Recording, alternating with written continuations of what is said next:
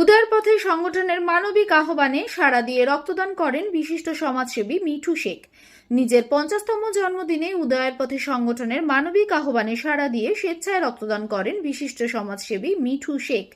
একই সঙ্গে পরিবেশ সচেতনতার বার্তা দিতে একটি প্রতীকী বৃক্ষরোপণ করেন এবং 50টি গাছ লাগানোর অঙ্গীকার করেন।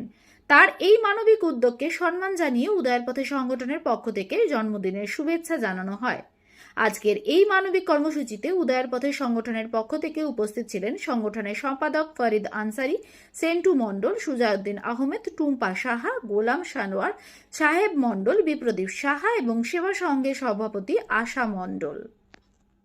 ডোমকলের পরিচিত মানবিক মুখ মিঠু শেখ তার 50তম জন্মদিন ছিল।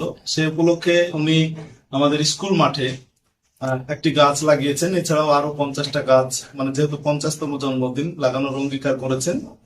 এছাড়াও বিভিন্ন সময় ডোমকলের সামাজিক এবং মানবিক কাজে তিনি এগিয়ে আসেন। তার জন্মদিন উপলক্ষে তিনি তার শরীর থেকে ডোমকল হাসপাতালের মুমূর্ষু রোগীদের উদ্দেশ্যে রক্তদান করলেন।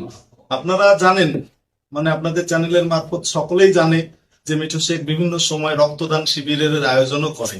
তো তার জন্মদিন উপলক্ষে আমরা উদয়ের পথে সংগঠনের পক্ষে আমাদের যারা সদস্য তারা এসেছিলাম জন্মদিনটাকে একটু উদযাপন করার জন্য। একটু কেক কাটলাম, মিষ্টি মুখ করলাম, আর উনি রক্তদান করলেন।